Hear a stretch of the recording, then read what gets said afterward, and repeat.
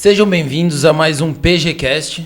Eu, Felipe Guimarães, estou com a minha sócia e co-host, Cláudia. Adorei. E com o Eduardo Andreasa. Ele é proprietário do Café Puro da Roça. Além de marqueteiro, publicitário, tem mais umas características aí que ele mesmo pode apresentar pra gente. E aí, Dudu? Muito prazer em receber vocês aqui, na verdade, muito prazer em participar do podcast de vocês aqui, né? Vou começar já preparando um cafezão, mas sou proprietário do Puro da Roça, tenho 29 anos, já me aventurei em várias outras coisas aí na vida, vou contar um pouquinho para vocês. Vai! Né? As atrapalhadas que a gente já fez até a gente acertar o prumo, né? Muito do empreendedorismo. Bom. E tenho certeza que vocês vão gostar. Vai ter muita coisa interessante aí, ó. Vou dar um spoiler aqui, começando que a gente vai fazer um cafezão com sensorial de milho e rapadura. Depois eu conto um pouquinho mais para vocês o que acontece nesse sensorial e como que a gente chega nisso. Então fiquem no episódio até o final para descobrir a magia do café aqui. E aproveitando o gancho que o Eduardo trouxe para nós, por que a gente fez esse delicioso convite que foi aceito, né? A gente tem falado reiteradamente nos nossos podcasts anteriores a respeito de planejamento e a realização de sonhos. E o Puro da Roça é um lugar idílico, para quem ainda não foi, fica aqui o convite feito por mim, não pelo dono, por mim. Eu reputo, acho que hoje, o melhor café de Itu. E ele vem... A posição que ele está hoje deriva de uma construção que foi muito bem pensada, muito bem elaborada, resultado de acertos, resultado de erros, que aí o Eduardo vai falar para a gente, e está intimamente ligado ao que a gente tanto fala, que é o advogado como um ativo que você pode ter para a realização de um sonho. Porque, na verdade, o seu patrimônio tem que servir ao teu propósito de vida e você não ser escravo dele. Então, a ideia é o Eduardo abrir uma série de entrevistas que nós vamos falar de sonhos feitos, pessoas interessantes, mudanças repentinas de rota por questão de saúde, por questão de propósito, por questão da vida.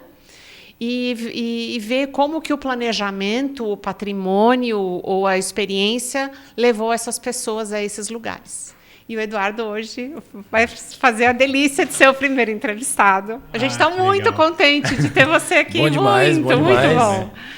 E aí fica à vontade, se você quiser começar passando café, a gente não vai achar ruim. Eu acho justo, né? Porque muito como que a gente justo. vai começar uma conversa sem estar tomando café? Eu falo que eu chego no lugar antes de eu falar hoje, eu tô passando café. Então vocês já foram privilegiados porque hoje eu falei oi antes. Não, isso muito aí, pau na máquina. Gente, eu vou começar aqui para produzir um café, tá? Vocês não se assustem porque eu tenho muitos aparatos aqui, tá bom? Mas esse é um café especial que eu costumo fazer na minha casa todos os dias e eu vou mostrar um pouquinho como é diferente o que o brasileiro está acostumado. Mas até onde a gente pode ter a sofisticação de preparar um café de qualidade, tá? Então aqui eu tô com um café em grão e esse daqui é o meu moedor. Então eu vou colocar aqui. Quem não tem moedor, eu tenho 2. Vale cada centavo. Isso é um investimento ao seu prazer, puro prazer. Eu acho que vale a pena também. Qual que é o pedigree do café, Dudu? Esse daqui, ele é um Catuai 2SL, que é um café que tem uma variedade do Arara. Nossa, tem bastante arábica. mesmo aroma de milho. Tem bastante, né? Tem bastante. Então vocês podem ver... Deu vontade de comer broa, ó. Salivou! Com uma broinha de milho, uma goiabada. Nossa, não tem aqui, né, gente? Eu devia ter pensado nisso, devia ter trazido. Muito bom. Tem bastante, né? Então, o que acontece? Esse daqui é uma variedade de café que chama Catuai 2SL. É uma variedade que está dentro do grupo do Arábica. Então, vocês podem ver no mercado que vocês olham lá, café Arábica. O Arábica, ele não é sinônimo de qualidade, tá? Ele simplesmente é uma variedade de planta que vai trazer um pouco mais de doçura para a fruta. Sinônimo de qualidade é a natureza proporciona para a gente o perfeito. A gente estraga depois que a gente tira do pé. Entendeu? Então, o quanto menos a gente conseguir estragar o que a natureza nos proporciona, melhor vai ficar o nosso café. Então, você entende? Aqui a gente tem um café quase 100% não estragado pela natureza. Então, aqui a gente coloca a mão do homem para melhorar o processo e não para piorar o que acontece em 90% da produção do café no Brasil. Entendeu? 10% é de café especial. Então aqui eu já coloquei a granulometria, a moagem que eu quero. Eu vou girar isso daqui, vocês podem ouvir o barulhinho, ó. Isso aqui é prazeroso, tá? No café da manhã você fica assim, ó. Botando o Tico e o Teco para acordar.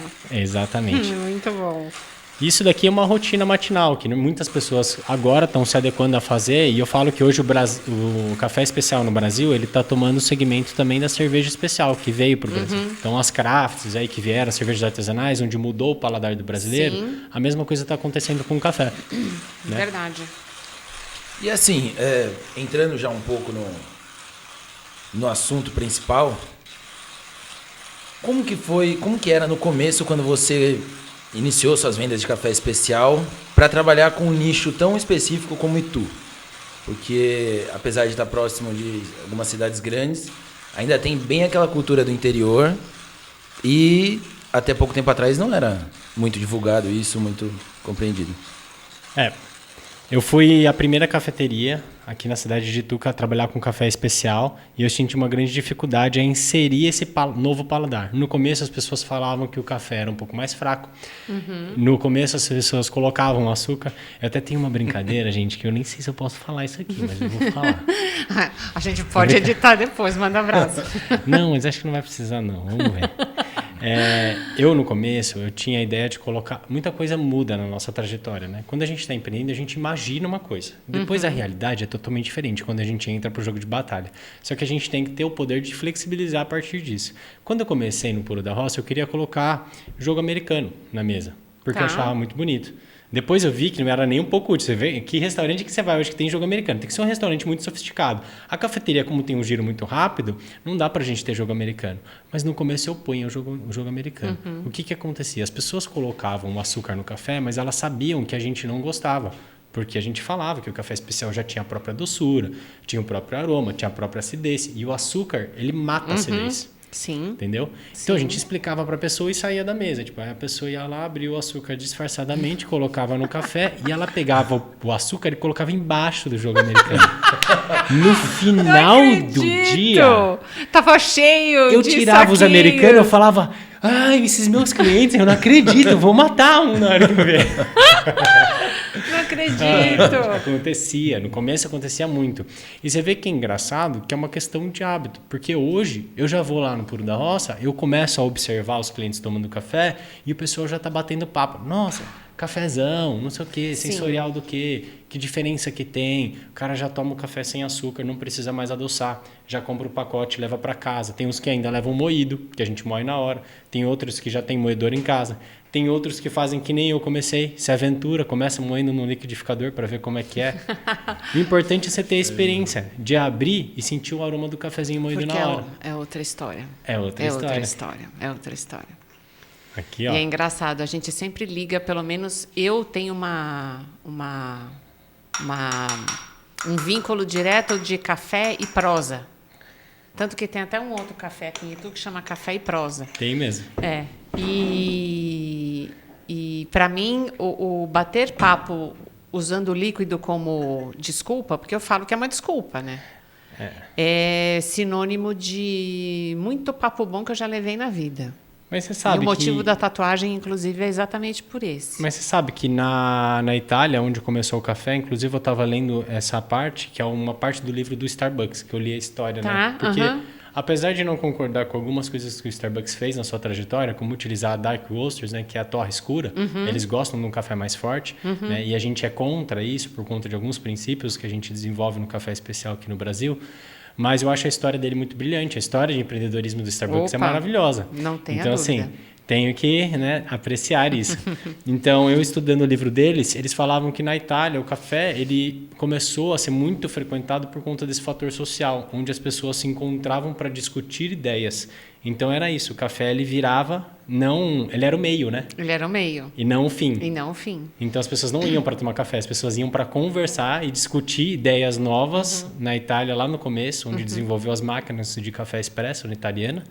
E aí as pessoas iam para conversar. E aí aproveitavam tipo, para curtir o café no meio do processo. É isso aí. Então, a aguinha para nós. Será que vai dar certo isso daqui? Vai, lógico que vai. O negócio é... Quem sabe faz ao vivo. Exato. Obrigada. Vamos lá. Tá quente ainda? Tá quente. Porque o ar-condicionado aqui tá bem. Então, gente, eu vou passar o café. Aqui eu estou usando uma balança, tá? Como eu disse, vocês não precisam ter todos esses equipamentos para fazer um café bom. Basta comprar um café bom. Já vai melhorar o 90% do seu resultado. Se você quiser mexer nos 10%, daí você pode comprar todos esses equipamentos.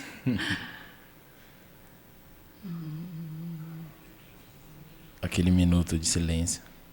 Então Mas aqui vocês não estão eu escutando coloquei. o cheirinho. Então aqui eu coloquei um pouco de água quente no café, tá? Para fazer a pré-infusão. Então a pré-infusão ela é responsável por soltar toda a doçura desse grão. Então nesse momento, né, eu coloquei a água em contato e explorei o aroma do café. E agora, na segunda infusão que eu vou fazer, eu vou pegar todo esse aroma que eu concentrei aqui nessa primeira jogada de água e vou fazer com que ele de fato desça para o café e dê um sabor. Então sempre quando você for fazer o café, separe ele em 3 etapas.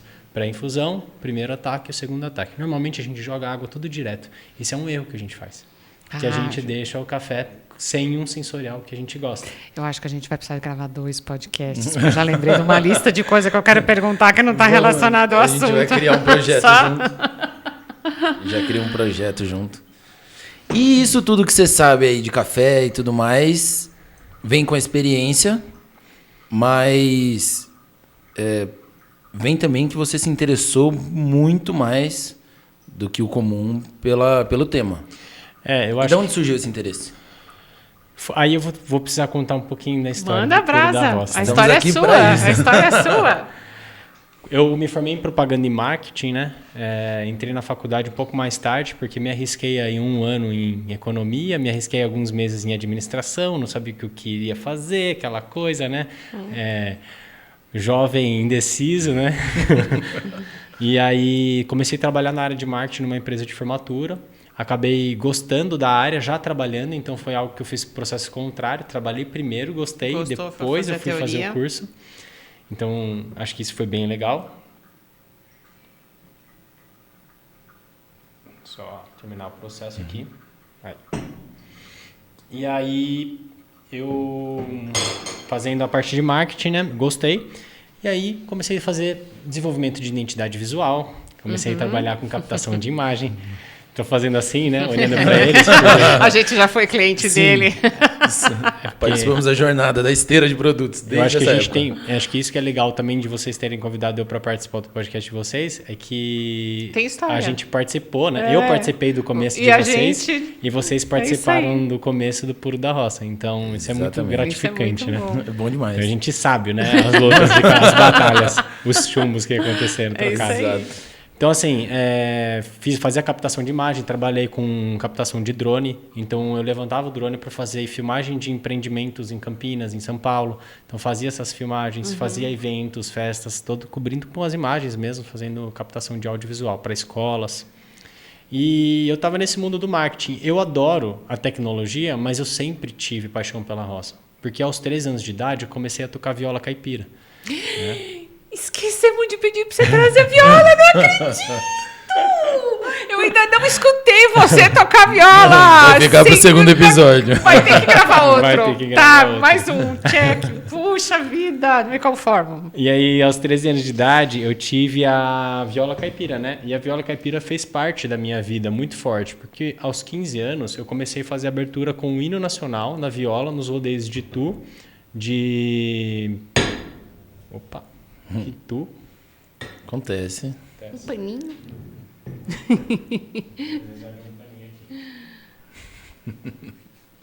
Podemos seguir? Ah, tá bom. Tá. Então eu comecei a fazer no rodeio de Itu, no rodeio de Porto Feliz, no rodeio de Indaiatuba, o hino nacional na viola, né? E depois eu fui fazendo dupla e tudo mais, mas o que eu digo é que essa participação da roça, da música caipira, estava muito presente em mim. Então, eu tinha o marketing e eu tinha a paixão pela roça. Aí um amigo meu de São José dos Campos veio para mim e falou assim: Du, eu tô indo muito para Cruzilha, isso na pandemia. Ele falou: com a incerteza do mercado, a gente não sabe para onde as coisas vão. Ele mexia com leilão de cavalo. Era uma coisa muito presencial na época. Não tinha leilão online, né? Isso foi desenvolvido através da pandemia. E aí ele falou: a gente não sabe o que vai acontecer com o mercado de leilão, né? E ele era veterinário também, então o contato ficou mais difícil. Ele falou: preciso criar uma alternativa de renda, né? Uma fonte de renda alternativa. E aí ele ia muito para Cruzilha, para o sul de Minas, ali onde tinha muito queijo e café bom. E aí ele falou, arranjei um contato aqui de um pessoal que produz café de qualidade, chama Café Especial, um negócio diferente e tal, tem um sabor a mais. E estou vendendo uns queijos e a marca chama Puro da Roça. Eu preciso que você desenvolva a identidade visual para essa minha marca. O João falou para mim, de São José dos Campos. E eu, como marketing e gostava de roça, falei, não, pode deixar. Aqui tá em casa, né? Eu vou fazer o maior prazer de fazer isso acontecer. E aí eu fui lá, ajudei o João em todo o processo. Ele já tinha um design contratado, eu participei do processo criativo até chegar na construção da marca. Cheguei pro João e falei, João, mas te perguntar uma coisa pra você, o que você tá vendendo, hein? Porque eu sempre gostei de vender as coisas, né? Aí ele falou, Du, tô vendendo café. Falei, manda 50 pacotes para mim. Ele mandou 50 pacotes. Comecei a vender o café. Gostei da marca, me apaixonei pelo resultado. Aí eu falei, nossa, quero ser sócio dessa marca. Daí eu falei, vou marcar uma reunião com o João. Daí eu marquei uma reunião com o João, cheguei lá em São José dos Campos, falei, João, cuida da parte de marketing, você cuida da parte de campo, vamos ser sócio. Fui sócio do João durante 3 anos, que é onde o Puro da Roça foi parte de empório, né? E hoje o João está super bem com a Expoente lá, ele até tem o Puro da Roça, um bracinho lá onde ele faz a venda de alguns queijos, mas não é cafeteria como aqui em Itu, né? E aqui em Itu eu deslanchei o Puro da Roça, então abri um novo cenário que futuramente, quem sabe, a gente pode até fazer outras coisas lá também. Mas o Puro da Roça vem muito disso. Da sua identidade pessoal com o negócio, que eu acho isso que eu queria trazer para cá hoje, que era justamente... tem uma construção, inclusive, afetiva em relação a isso, não tem, não? Tem sim. Vocês querem se servir, gente? Fiquem à vontade, hein? Dá licença, claro, que né? eu vou servir café. Fica assistindo só você. Nossa, esse café tá milho e rapadurinha. E assim, quem vê o Puro da Roça hoje, rodando desse jeito, com toda aquela equipe lá, não imagina como que era no começo. Quando eu comecei, depois que o João me forneceu os cafés, eu fiz a minha primeira compra de queijo, que foi com R$1.000 que eu investi, né, de entrada nos queijos da Serra da Canastra. Né? Vou fornecer aqui. Tem 32 pessoas para produzir o nosso podcast aqui, né? E aí, será que vai dar a quantidade de café? Só um minutinho.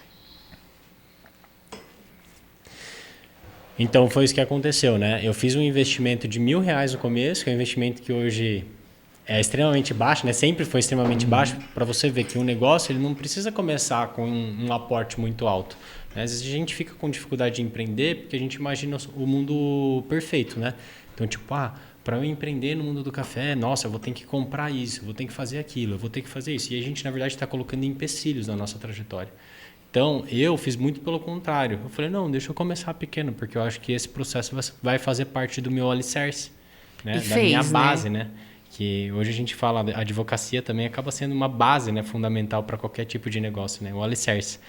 Então, eu falei, deixa eu começar pequeno, para eu entender o que acontece nesse mercado antes de eu colocar a cara a tapa, né? O que muita gente faz, monta uma cafeteria direto. Eu não. Comprei R$1.000 de queijo, coloquei na geladeira da área de lazer de casa, né? Mãe, tirar tudo da geladeira, que agora eu vou lotar de queijo isso aqui.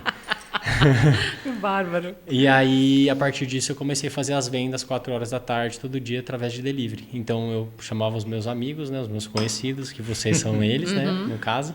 Quer comprar um pão de queijo? Quer comprar um queijo? Quer comprar um requeijão de corte? Quer comprar uma goiabada, né? E um docinho de leite. Vai junto? Pode junto? Pode botar no pacote. Uma manteiguinha vai bem também? O que vocês acham? É de nata, hein? Nessa canastra. E aí, nesse processo de venda, eu ia vendendo os produtos e entregando nos condomínios. Isso me abriu algumas portas, fui conhecendo mais pessoas, fui criando uma clientela. Comecei a participar das feirinhas. Então, participava da feirinha orgânica do shopping, né? Onde eu ia com uma caixa de isopor, carregava, descarregava todos os dias essa caixa de isopor. Era um trampo, meu Deus do céu. Aquilo ali era tenso. Era doido. E eu fiz sempre tudo isso sozinho. Sempre. Nunca fui acompanhado de ninguém. Sempre todo o meu processo foi muito solitário, assim, mas gratificante, porque quando você faz sozinho, você sabe que aquilo é 100% do seu merecimento, sabe? Tipo, ninguém pode falar nada do meu processo. Te entendo. É meu processo, sabe? E aí você cria uma individualidade muito legal com o processo. E aí eu comecei a fazer as feirinhas, comecei a fazer as feirinhas de condomínio, comecei a fazer feira social em Sorocaba, fiz muitas, beneficiando a creche Maria Claro. Hoje até agradeço demais, participei de várias lá. Então a gente ajudou também um projeto muito legal de Sorocaba. E aí eu fiquei com esse negócio na cabeça, até que chegou um certo dia que eu vi que eu estava começando a ganhar uma estrutura, porque eu aluguei um ponto que precisava pagar um aluguel baixo, mas que precisava pagar um aluguel, que é onde era o meu estoque, né, onde eu recebia algumas pessoas para retirar os produtos. E a minha estrutura começou a ficar mais cara a ponto de não estar mais valendo a pena as minhas vendas. Porque quando você começa a estruturar um negócio, você aumenta o seu custo. E aí chega aquele momento que acho que todos os empresários passam, que é assim... Ou você vai... ou você fica. Ou você fica. É isso entendeu? aí. E aí, nesse momento, eu cheguei e falei assim, eu vou ter que ir, porque eu não quero ficar. Não quero ficar, Até esse momento, eu acho que você ainda estava com as outras atividades todas paralelas rodando, se eu não me engano, né? Tava. Você ainda estava trabalhando com marketing, tá? Drone eu não sei, mas marketing eu acho que você estava. Marketing desenvolvimento de site, que tudo. foi bem na nossa época de Foi transição. bem na Quando ele ia lá tirar foto e fazer as reuniões, ele levava o pão de queijo lá. Minha mãe já era cliente fiel. E aí ficou... Eu acho que foi bem nesse momento quando você cortou a trabalhar com marketing para se dedicar todo ao queijo, não foi? Na verdade isso aconteceu quando eu comecei a buscar, né? Quando eu vi que eu tinha que fazer a transição. Então eu cheguei nesse momento, eu estava com as duas atividades tentando conciliar, né? Porque eu não estava tendo demanda suficiente para trabalhar o dia inteiro no Puro da Roça. Apesar de ter, sempre a gente cria demanda, né? Mas eu ainda estava conseguindo conciliar. Daí eu falei, agora eu vou precisar colocar 100%. O que eu pensei? Eu falei assim, eu prefiro me arrepender por ter feito do que passar a vida inteira arrependido de não ter feito aquilo lá. Não ter tentado. Então eu falei, eu vou tentar, vamos ver o que vai acontecer. Você vê, né? A gente mal sabia. Aí falei, olha, tenho duas opções. Ou eu vou virar distribuidor, ou eu vou virar experiência. Cafeteria, restaurante, gastronomia, qualquer coisa do tipo que envolvesse café e queijo e todos os produtos que eu pego da roça. Eu lembro da gente batendo papo no estacionamento do prédio lá do escritório, lembra? Porque essa é a base do meu negócio. Meu negócio, ele é fundamentado em quê? A gente compra direto dos produtores rurais. Então, uma cafeteria base, padrão, restaurante aqui que a gente tem na cidade e na região, tem 3, 4 fornecedores que fornecem uma gama de produtos todos juntos. Eu não. Eu tenho mais de 40 fornecedores, onde cada pessoa fornece uma coisa. Então, eu chego a ter, 2 fornecedores do mesmo produto. Então, eu tenho um de manteiga, um de queijo, 10 de queijo, na verdade, né? 5, 6 de café, 2 de pão, entendeu? De hambúrguer tenho 2 também. Então, a gente tem muito fornecedor artesanal. Por isso, a gente tem que ter gama para não ficar na mão de forma nenhuma. Então, essa é a grande dificuldade do Puro da Roça, organizar a parte de logística de todos os fornecedores para que tudo orquestre de uma forma perfeita. Era isso que eu ia perguntar. Posso fazer um break? Então, para aí para a gente voltar para a história. Para a gente voltar para a continuação depois. Uma coisa que eu acho muito interessante da marca é o foco que você tem dos pequenos produtores e a construção... você tem a ciência de toda essa cadeia produtiva. Nesse sentido, eu acho assim que você é bem específico na manutenção da onde você vai buscar os produtos. Vira e mexe, você tem os vídeos no Instagram que você está indo para a Serra da Mantiqueira fazer visitação para eles locais. Fala um pouquinho disso. Isso eu acho que fez muito do meu processo que eu contei para vocês de começar pequeno. Por isso que eu acho muito importante a gente começar com pequenos passos, né? Para a gente entender onde a gente está pisando. Foram 3 anos que eu fiquei nesse processo de venda de empório com o Puro da Roça. E nesses 3 anos eu tive tempo suficiente de, aos poucos, ir montando a minha rede credenciada de fornecedores. Então, não é uma coisa que se eu chegasse e falar, vou montar, vou fornecer um pequeno... Eu não ia conseguir ter tempo hábil para visitar todas as regiões e para conhecer essa quantidade de pessoas que eu conheci durante 3 anos. Então, eu ia fazer uma região na Serra da Canastra, eu experimentava 10 requeijão de corte. Passava lá 2, 3 dias e avisava meus clientes que eu não ia entregar nesses dias. E estava tudo bem, porque ninguém morria se não comprasse um queijo da Serra da Canastra num cara que entregava, né? Como diz uma menininha de uma cliente minha, quando eu tocava a campainha da casa dela, ela falava assim, mãe, o moço da roça chegou. Que gostoso. Entendeu? Ninguém ia morrer por ficar sem um queijo ali e tal, e os clientes super entendiam. Hoje é difícil, eu não posso fechar a cafeteria para fazer uma viagem para a Serra da Canastra abrir fornecedor, entendeu? Então a complexidade do negócio também te restringe. Então na época eu não tinha complexidade, eu tinha mais flexibilidade. E aí eu comecei a montar essa rede de contatos de pessoas. Então eu ia para a Canastra, ficava lá 2, 3 dias visitando, experimentava 10 produtos diferentes do mesmo produto, né? 10 tipos produtores. E aí eu escolhi o melhor. Ou o que mais tivesse... Custo-benefício favorecesse. Custo, identificação. Acho que mais identificação do que custo-benefício. Porque às vezes você falava assim, esse aqui é um pouquinho mais caro, mas putz, olha a paixão que o cara tem por esse Mas disso o custo que eu quero falar. o custo não é dinheiro. O custo não é dinheiro. É tudo aquilo que envolve. Porque você trabalha muito com experiência. E parte dessa experiência é você contar a história. Né? É você contar a história, da onde vem e tudo mais. A pessoa que entra no Puro da Roça acaba se entretendo lá por uma tarde inteira. Ainda sai de lá faltando tempo. Então, assim, isso é um benefício para você. Dentro de um custo. Pode custar um pouquinho mais caro, mas o benefício que te agrega é muito maior. Então, a relação acaba sendo proveitosa. Isso. E aí eu fui fazendo. Daí eu chegava no cara do requeijão e eu falava, você tem alguém que faz queijo? Aí o cara falava, tem um cara ali que tal, não sei o que, faz um queijo legal. Daí eu chegava no cara do queijo, você conhece alguém que vende mel aqui na região? Aí o cara, tem um cara ali que vende mel. Eu chegava o cara do mel, você conhece alguém que vende? E aí eu fui perguntando para os fornecedores, porque quando você acha que, assim, vocês são advogados muito bons, eu pelo menos considero vocês excelentes advogados, tá? Se eu chegar para vocês e pedir uma indicação, a chance de você me indicar alguém bom é muito alta. A nossa régua de exigência é muito alta. Entendeu? Sim. Então, se eu compro um queijo que é premiado, muito bom, a chance de ele me indicar outro cara que é muito bom é muito alta. Então, você começa a entender uma gama de fornecedores que, tipo... Tô dando ouro nesse negócio aqui, né? Acho que eu vou começar a parar de falar. Isso é uma construção lógica. É puramente lógico. Mas é isso. porque às vezes as pessoas, tipo, por não ter esse contato direto com o produtor, acaba achando que é de uma forma diferente. E eu explicando esse caminho, acaba clareando a vida de muitas pessoas. Mas eu acho isso super legal, porque quanto mais as pessoas comprarem de pessoas que estão na roça, para mim é maravilhoso, porque na verdade a grande missão da roça é que essas pessoas tenham um planejamento de vida melhor. Entendeu? Porque a gente sabe como que é a dificuldade lá em Minas Gerais, quando você está lá numa fabriquetinha lá de doce de leite, a pessoa está fazendo um pão de queijo ali todo dia, batalhando para tirar o sustento da família, né? Então, eu falo que o Puro da Roça ele é uma rede. Então, é uma rede que quando você vai lá, você está ajudando mais de 40 famílias, que a gente nem sabe quantas essas famílias estão ajudando outras famílias. Perfeito. E assim, quanto mais pessoas aderirem a esse mercado, mais você tem a explorar. Então, assim, você vai ajudar na função social, mas também vai aumentar sua possibilidade de lucrar. Exatamente. E isso é legal. Porque você falou sobre a gente indicar advogados ou algo do tipo. A gente indica, a gente tem nossa rede de parceiros, tranquilo. Porque a gente enxerga como parceiros, que tem a agregar do mesmo jeito que quando eles precisarem a gente ajuda.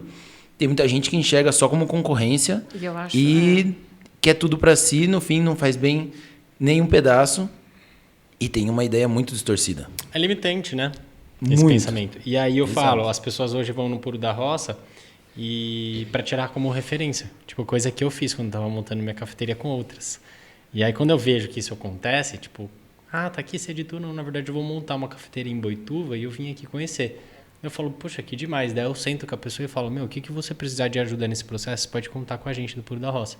A gente está aqui para agregar valor para as pessoas, para que o mundo conheça mais produtos brasileiros de qualidade e que as pessoas valorizem mais os nossos produtos nacionais, porque a gente foi educado, a gente muito parecido com o estilo de vida americano, né, norte-americano, e a gente foi educado a entender que os produtos importados têm mais qualidade. E na verdade não, na verdade a gente tem muita coisa boa aqui no Brasil. E a gente precisa explorar, que a gente falta explorar. Então marcas como o Puro da Roça fazem a gente enxergar cada vez mais o que tem de produto bom. A riqueza nacional. Riqueza nacional. Então a gente trabalha com azeite, entendeu? Azeite produzido nacionalmente, ganhou prêmio na Itália, ganhou prêmio na América Latina, entendeu? Várias premiações, 0,1 de acidez. Show. Que é ótimo, muito bom. A gente trabalha com azeite de abacate, onde a gente conhece o produtor, que planta café também, inclusive, e que planta lúpulo também, inclusive, que fornece a cervejaria, fornece a cafeteria com café, fornece a cafeteria, a cervejaria e quem quiser vender azeite de abacate com os abacates que ele planta na fazenda. Então, a gente tem, sabe, produtos, queijos premiados, os cafés premiados. Então, a gente tem uma gama de produtos que vai muito além só do que a gente pode fornecer ali numa cafeteria padrão, entendeu? A gente quer agregar, de fato, essa experiência para trazer um pouco da roça, do campo, do Brasil, para a pessoa ali na mesa. Por isso que chama Puro da Roça. E você, devagarzinho, você tá trazendo para Itu muitos consumidores de fora, né? Sim, com Tá certeza. aumentando. Hoje, sábado, na cafeteria, a gente já consegue identificar um perfil aí de uns 70% da cafeteria do público de fora da cidade. 30% hoje num sábado ele é de Itu. E dia de semana, daí a porcentagem de Itu aumenta muito mais, né? Vai para 80%, mas ainda assim a gente mantém uns 20% de fora. Hoje mesmo eu estava conversando com... hoje teve 2 pessoas na parte da manhã que já estavam na cafeteria que eram de fora. Inclusive uma delas de Sorocaba falou que comeu o melhor pão de queijo do mundo hoje de manhã. O pão de queijo é um dos melhores do mundo. Aí a gente, Desculpa. a gente com escuta outro isso, de né? São Paulo, que aliás eu te indiquei para você ir pesquisar, inclusive.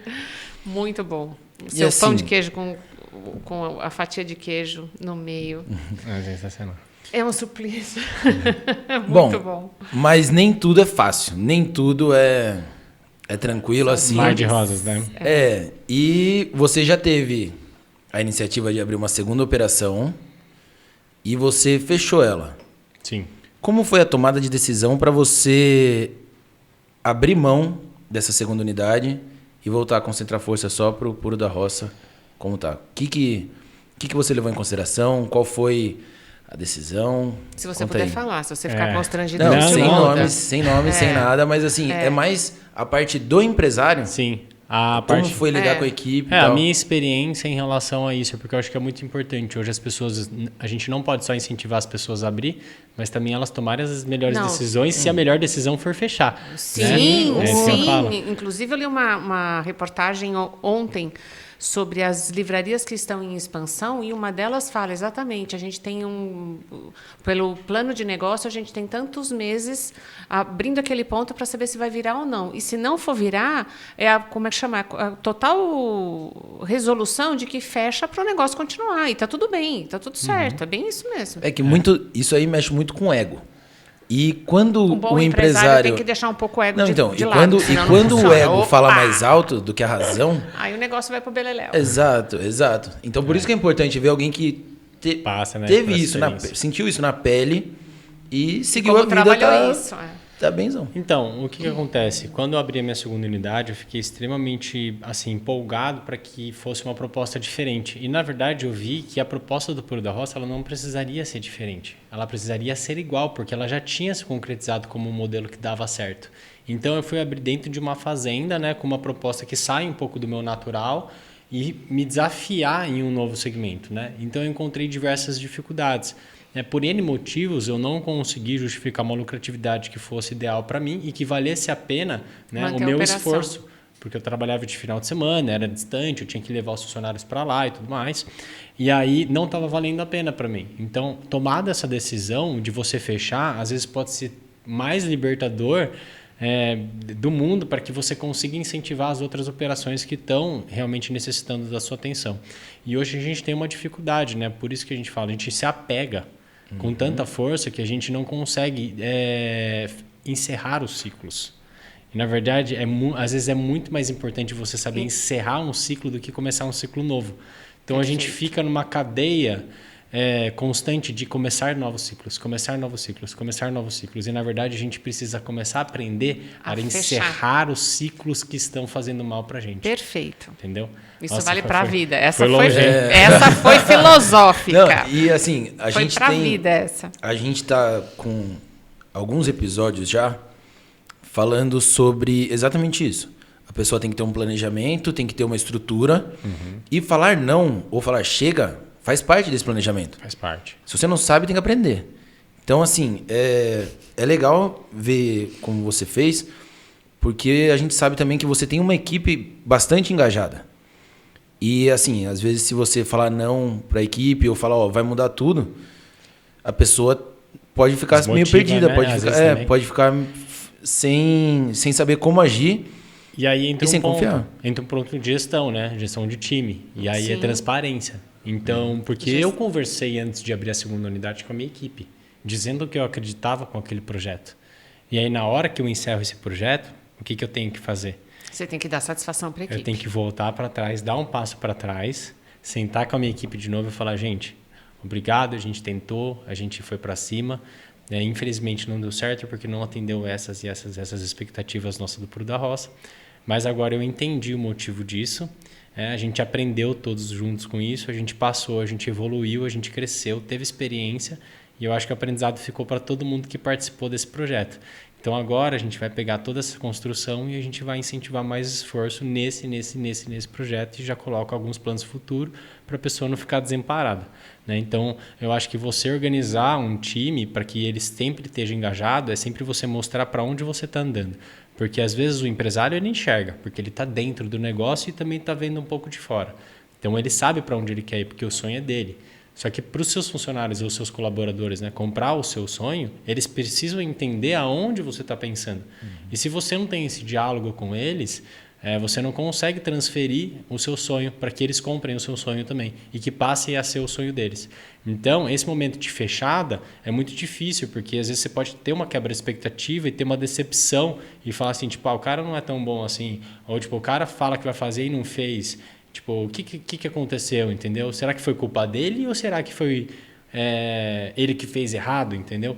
Então, a gente precisa ter uma transparência muito grande com o nosso colaborador para que a gente consiga ter uma relação muito boa. Então, assim, esse é um grande desafio que até todo mundo que é empresário aí do outro lado da tela sabe que passa dia a dia. Então, eu procuro fazer muito disso.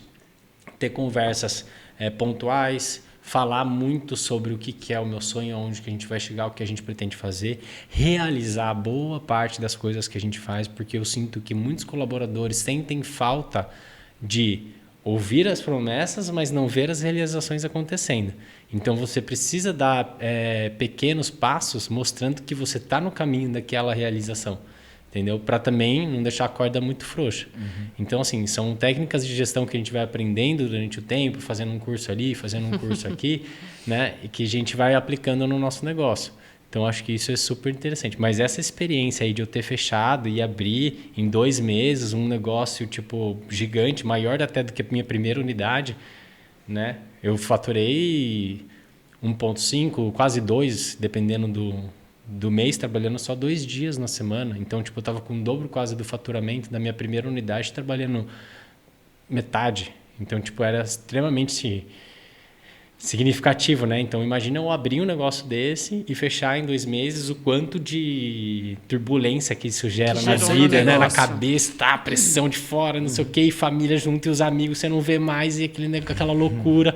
E você, tipo, suando frio, e eu chorava no meio da cozinha de desespero, porque tinha 80, 90 pessoas, e a gente tava numa cozinha de 9 metros quadrados, de 3x3. Uau! E eu deitava no chão, assim, ó, na hora que acabava os pedidos, porque eu lotava de pedido, assim, ó, na janela inteira. Na hora que acabava, eu deitava no chão assim e começava a chorar, e a cliente... Exaustão. Me emociona. A cliente veio no final do dia, chegou pra gente e falou assim, parabéns. Eu não sei como que vocês conseguiram atender a quantidade de gente que tinha aqui hoje numa cozinha desse tamanho. Eu sou dona de restaurante.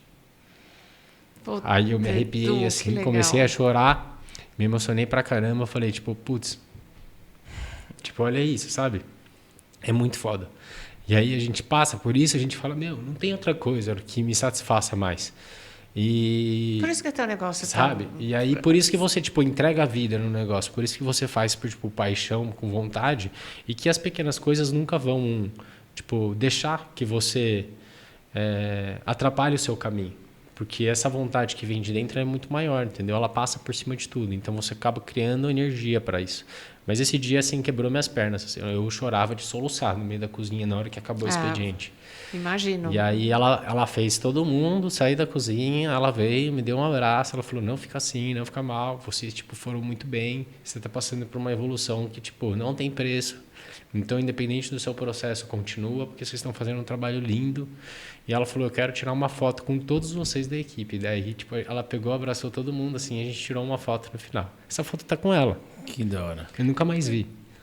Mas um dia... Se tiver assistindo Se esse chegar até você podcast, aí. manda para ele essa foto que a gente quer ver também. Mas um dia ela vai poder olhar e vai falar, putz, eu participei de um processo ali construtivo da história do Puro da Roça num projeto que, tipo, tava extremamente à flor da pele, assim, né? Um negócio muito louco. Então isso é muito legal. Me emocionei, de verdade. Não foi novela, não. Aí, ó. Mas uma coisa que eu queria até que você falasse um pouquinho. O pessoal não sabe que uma das suas atividades, pelo menos era, não sei como é que está agora, você era maratonista. Então. E aí, como é que é? Ajuda ou não ajuda a levar para os negócios essa construção mental de um processo de maratona para os negócios? Disciplina. Essa disciplina. Antes de começar... Frio, toma, desculpa. Desculpa, essa é a minha chatice com café. Eu tomo morno para quente. Antes de começar o Puro da Roça, eu tava com os deliveries, né, dos queijos e tudo mais, e isso tipo, me dava uma certa flexibilidade de tempo, então eu conseguia fazer um horário melhor. E eu sempre gostei de esporte, mas nunca tive tão envolvido, né? Eu cheguei a pesar 108 quilos na minha época de faculdade. Eu não consigo ver Então, isso sob nenhuma hipótese. Não eu era é bem inviável. Barretos que eu diga. Então, na época que a gente ia para os rodeios, né? Então, aí eu cheguei a pesar 108 quilos. E aí eu entrei num processo que eu falei assim, gente, ou eu me coloco na linha, ou, sei lá, vou começar a me prejudicar saudavelmente, né? Tipo, a vida vai me prejudicar em todos os sentidos, né? Que a gente sabe que prejudica. E aí eu comecei a fazer uma dieta, e eu sempre fui autodidata, né? Então, tipo, eu gosto, na verdade, de estudar muito sobre o assunto, e aí eu vou fazendo do meu jeito, e aí se eu preciso de ajuda, né, eu vou lá e me consulto. Eu já me consultei com vários nutricionistas, mas daí pelo menos eu vou, tipo, se eu for falar com você advogado, eu não vou pegar e vou vir lá sem nada. Sem saber nada. Eu vou estudar, né, vou ver tudo que eu posso fazer, daí vou chegar para vocês e vou falar assim, ó, eu estudei isso, eu estudei isso, eu estudei aquilo, eu estudei aquilo, e se eu ver que eu tô falando alguma coisa muito diferente de vocês, eu vou tentar entender o porquê que isso acontece para eu agir de forma certa. Então, Perfeito. Esse é o meu estilo de lidar com as coisas, né? Toda a minha vida foi assim. Então, eu começo estudando. Aí eu estudei, fiz uma dieta, deu certo, né? Passei por nutricionista também. Foi legal, perdi 28 quilos. E aí, eu comecei o processo do esporte, que é onde a gente chegou. E aí, no esporte, comecei a andar de bicicleta, que foi uma brincadeira, que eu fui com os meus amigos, né? Um dia, comecei a andar de bike. Aí eu gostei daquilo. Comecei a fazer amizade com outras pessoas que andavam de bicicleta.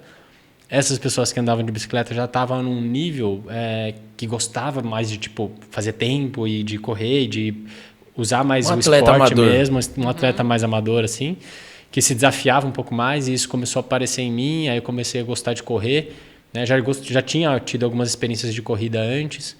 Tudo isso foi encaixando. E aí eu comecei a perceber que a minha rotina de esporte, quando eu começava a publicar no Instagram, começou a incentivar muito outras pessoas, porque eu comecei a receber mensagem. Eu comecei a receber, tipo, textos, assim, de, tipo, 8, 10 linhas, falando assim, Du, quando eu olho o seu Instagram, isso me motiva demais a sair da cama e treinar, tal, não sei o quê, de manhã, porque eu vejo que você acorda cedo, 5 horas da manhã, e começa a treinar.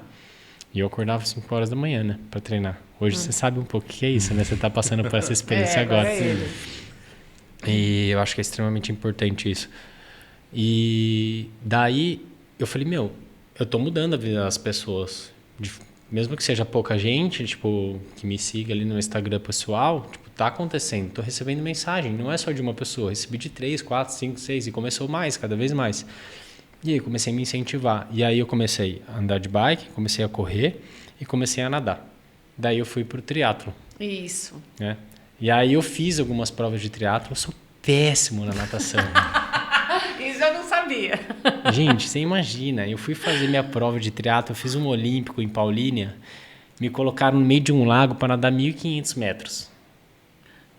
Eu quase morri, cara. Não dá para ser bom em tudo, a gente tem que Quase saber as morri. nossas limitações. Ainda que era um lago. Só assim vai entrar. A natação ela é um esporte muito individual. Você enfia a cabeça embaixo da água e você não pode falar com ninguém. Você tem que controlar a sua respiração. Você tem que controlar o seu batimento cardíaco através da sua respiração. Então você faz as respirações certas, você dá as braçadas certas na água. E aí você vai entendendo a técnica do seu corpo, olhando a boia, levantando a cabeça para enxergar onde que está a boia para você nadar. e seguindo toda aquela galera, quando você não toma umas pernadas na cara, umas braçadas do vizinho. E você vai indo no meio daquela loucura. E você fica ali 40, 50 minutos, às vezes, na água nadando, né? No maior desespero, porque para mim não é nada confortável. Tipo, não estou no meu habitat. No meu habitat natural, assim. Tipo, estou num lugar onde eu estou na guerra, entendeu? Mas isso é aquela parte assim, tipo, você empreende. 100% do tempo que você faz as suas coisas no escritório, você gosta? Claro que não. E nem tá confortável. E nem tá tem com coisa vontade. que você só tem que dia fazer e pronto. Você tem que literalmente pular na água, né? Tem dia que é na Exato. força do Só ódio, tem que como a fazer gente e fala. pronto. Ué. Então, assim, a reflexão do esporte para a vida, ele é muito a todo momento, sabe? Então, você se esforça ali, você consegue gerar mais resistência, né? Para você também passar por essas perspectivas na sua área profissional. Então, por exemplo, o triatlo me fez muito disso. Na hora que eu saí da água molhado tal, e corri para a bike, eu falei, putz, agora eu vou conseguir desenvolver melhor. Então, agora eu estou onde eu gosto. Então, agora que eu vou focar mais energia. Então, eu economizei na natação, por mais que seja difícil, para conseguir focar mais energia na bicicleta. E aí eu fui na bicicleta, eu consegui recuperar bastante, né? O que eu tinha perdido na natação. Na corrida, eu sou mediano. Então, eu fui na corrida também, do meu jeitão, e terminei a prova super bem. Fiz em 3 horas e 50 minutos. Se você está dizendo, porque eu não imagino o que tipo, isso significa. Mas tá eu falo assim, para o atleta amador, a grande responsabilidade é a superação de você mesmo. De você mesmo, eu concordo. Porque você não compete com ninguém. O profissional compete com outras pessoas, né? O atleta amador, ele na verdade é um atleta quando ele tenta bater o seu próprio tempo. Se você tentar bater o seu próprio tempo, ou se você trabalhar hoje e trabalhar amanhã melhor do que você trabalhou hoje, você está sendo um empreendedor. Se você está batendo o seu tempo amanhã melhor do que você fez hoje, você está sendo um atleta. Então é a profissão de melhoria, de 1% melhor todos os dias. E assim, para você conseguir essa melhoria, você tem que ter o seu preparo. E o preparo exige disciplina. Então, na hora que você coloca no contexto, coloca toda a receita, tudo que você precisa para fazer dar certo, aí você vê a mentalidade do atleta, por mais que você não viva disso, não seja profissional, para fazer muito bem feito, ou da melhor forma possível, aquilo que você se propõe. E assim, se der errado... É coerência, né? Deu errado, É coerência, né? É muito difícil você pegar uma pessoa que você olha para ela, você fala, essa pessoa constitui uma família super bem. Essa pessoa, tipo, faz um esporte, tipo, tem uma puta disciplina para fazer esporte. Nossa, mas ela é totalmente indisciplinada em outro segmento da vida. Fica meio estranho, não tem uma coerência. Então, normalmente, as pessoas que elas seguem, elas vão seguindo, com o tempo, elas passam a consistir em todas as áreas da vida, né? Uma coisa vai puxando a outra. Então, o esporte, ele é muita entrada. Entendeu? Então, normalmente, a pessoa começa pelo esporte. Então, ela começa a criar disciplina pelo esporte. Aí, daqui a pouco, ela transfere essa disciplina para o trabalho. Aí, daqui a pouco, ela transfere essa disciplina para a família. Entendeu? E aí, quando ela tem a transferência completa, que é saúde, né? Família e trabalho, copiando a frase do JJ, invertendo as ordens aí, porque acho que é saúde, família e trabalho que ele fala. Quando a pessoa tem as 3 coisas, né? Ela passa a ter uma plenitude, uma vida um pouco mais plena, mais coerente, tanto que se usa demais o esporte como educação. Como porta de disciplina para criança. Quando a criança entra eu bem mesma nova, fiz isso com os meus filhos, exatamente. É isso daí. Então, assim, acho que essa é uma parte da vida que é extremamente importante. As pessoas que podem... faz o seguinte... Entra numa prova de 5 km, se inscreve, sente a sensação que você vai ter na hora de finalizar a prova. Depois que você fizer isso, você me conta. Se você nunca fez, desculpa, você nunca vai saber. É bom demais.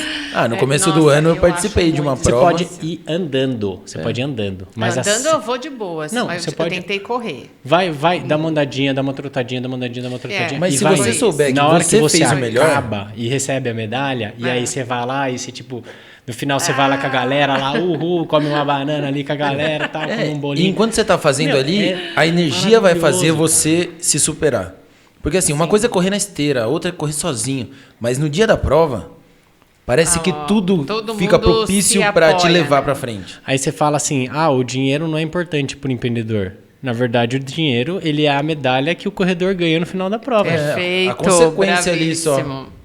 Se você não está recebendo alguma coisa e não recebe nenhuma medalha, você fica desamparado. Se você trabalha e nunca recebe dinheiro, você fica desamparado. Então a gente precisa de recompensa. Então, eu não consigo fazer esporte, mas você já tentou uma recompensa para você? Exatamente. Isso. Talvez se você tiver uma recompensa boa, te motive a fazer mais, entendeu? E a mesma situação que você Eu tô falou bem no filósofo começo, hoje, né?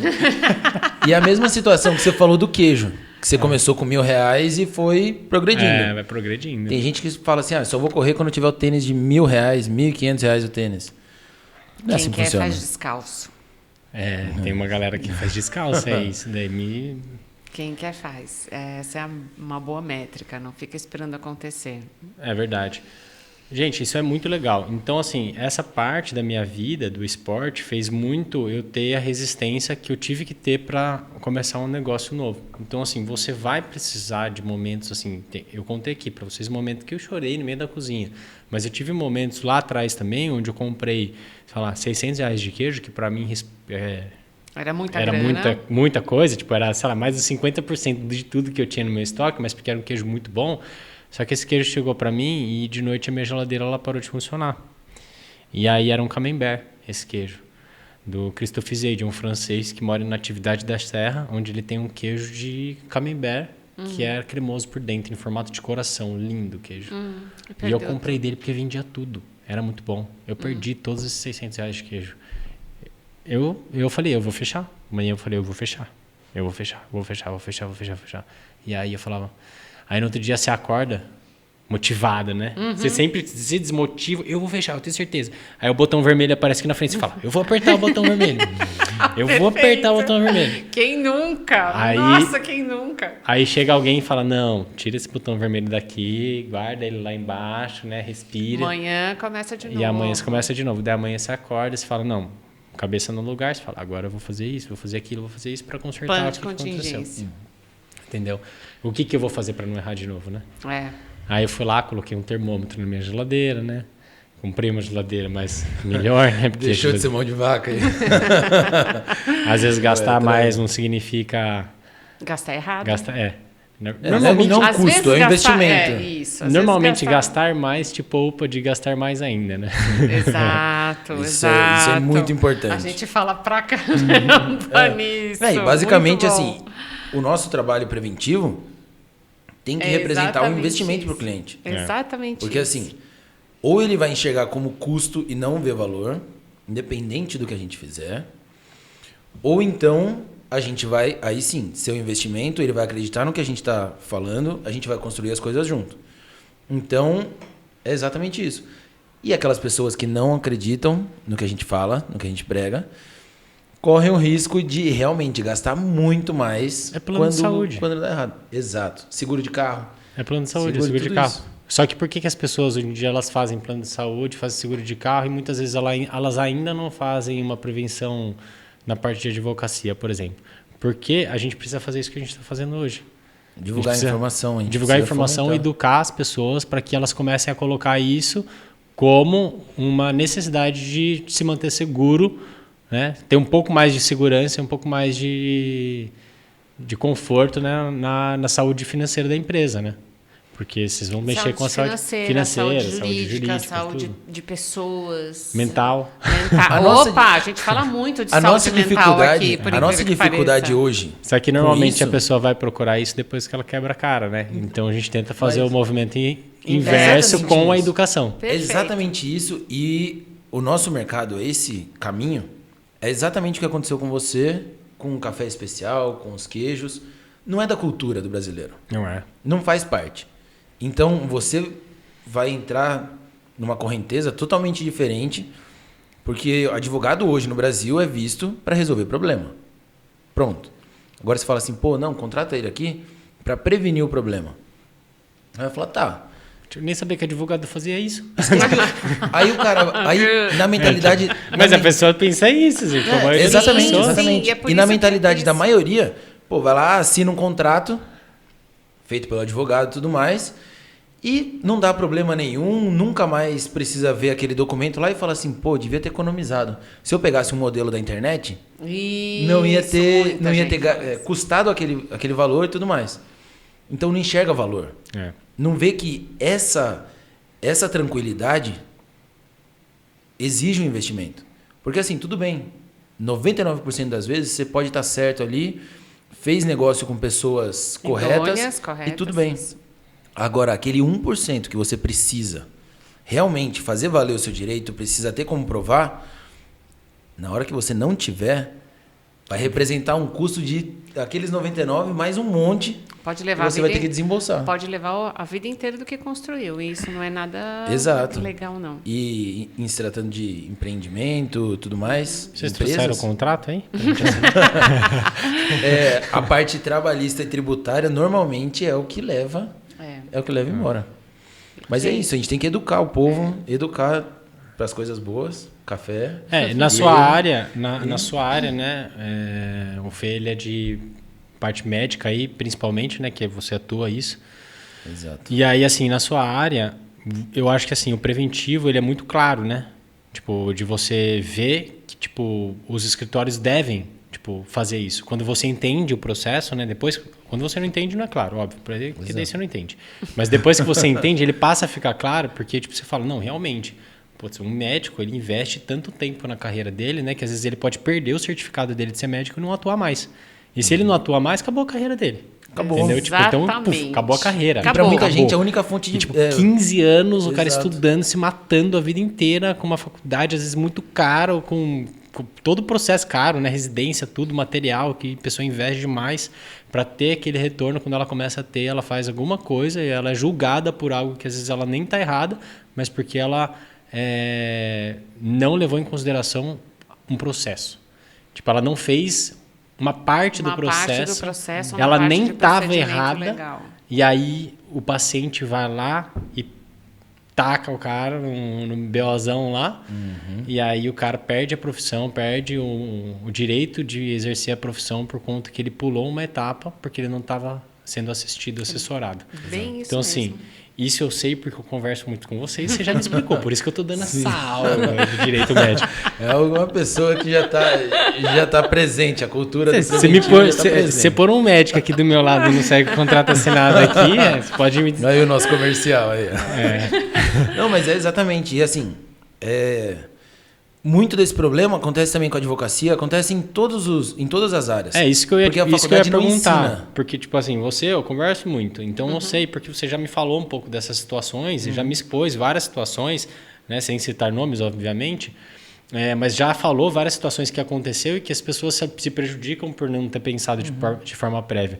E aí, tipo, queria ouvir um pouco da Cláudia, assim, que eu acho que o seu lado, se eu não me engano, é um pouco mais parte de família, né? Família e sucessões. E aí, como que entra um preventivo nessa área de família? Preventivo nessa área, por exemplo, vamos imaginar que você estivesse noivo e estivesse para casar. E você nunca nem parou para pensar sobre o seu regime de casamento. Olha aí o problema acontecendo. O que é meu, o que é seu é nosso. Eu só joguei, hein? Só joguei a pérola. Como é que chama? É um exemplo bobo, mas pode definir o resto da sua vida conjugal inteirinha, a construção inteira do seu patrimônio. E às vezes... Ver o que ela o que a outra parte traz. Você está um casando em regime de comunhão total. E às vezes é um assunto que não foi tocado tabu. na relação. A gente outro dia estava falando disso. E aí você disso. acaba dando uma assessoria psicológica. Você sabe como é né? que o pessoal escolhe regime de casamento? Na hora que ele já está no cartório, dando entrada nos proclamas, um olha para a cara do outro, e aí? Não se fala disso. Uma neura que eu tenho, e que eu tenho, acho que eu falei em todos os programas, então eu vou falar nesse de novo. Os casais precisam falar da situação financeira. Dinheiro se põe na mesa no casamento, porque uma das principais causas do divórcio é quando ele falta. Não quando ele tem em abundância, mas sim quando ele falta. Amor e ele pode faltar... Amor não enche barriga. E ele pode faltar por N motivos. Por construções pessoais, por construções familiares, por construções religiosas. E tudo isso tem que ser falado. Nossa, que loucura. Por exemplo... Soltei uma pergunta aqui, tipo... Por exemplo, a gente pode falar na parte de prevenção de sucessão, o pessoal que está pegando o viés dos médicos, né? Na casa dos 40, 45 anos, tem um patrimônio grande, está firmando o patrimônio e não sabe o que vai fazer com isso. Tem filho, não tem filho? Como é que vai fazer a economicidade tributária? Vamos dizer, a pessoa tem 6 casas, 5 estão de aluguel. Como é que a gente pode ajudar a fazer uma construção disso para ele pagar menos imposto? Como é que ele pode planejar Se prevenir dos riscos da vida aí, porque a gente nunca sabe o que acontece no dia futuro, Tem um né? Então já monte deixa de tudo coisa. pronto para que seja Exato. mais fácil Ele é possível. cirurgião. E quer ver outra? É assim, imagina uma pessoa que tem um monte de casa ou, enfim, um monte de empresa, tem um patrimônio grande. Só que boa parte disso está imobilizado. Se você não tem um planejamento, uma estrutura, se quem é dono morre, na hora da sucessão, Como diz a minha Quem- mãe, tá quem todo vai- mundo montado num porco. antes da pessoa pegar aquele patrimônio, ou dos herdeiros pegarem aquele patrimônio, eles vão ter dinheiro para bancar o inventário? Vão ter dinheiro para bancar toda essa conta? Porque assim, é proporcional ao tamanho do patrimônio. Aí tem que arranjar um investidor para bancar. Ou Não, é isso, tem ou o gente que povo passa vende. fome. A gente, Ou é isso. Sério, É, tem gente que ou passa o povo fome, vende. tem que ficar fazendo vaquinha na família, porque todo o dinheiro do cara tá preso na conta corrente daquele que faleceu. O cara não tem dinheiro sequer para ir comprar o pão ou botar gasolina e levar as crianças para escola. Aí aquela casa de não sei quantos milhões sai por menos da metade do preço, porque tem que ser feito para ontem, Porque para o cara- desbloquear todo esse entrave. Esse é Entendeu? um exemplo, a gente É o básico. pode seguir aqui on and on and on.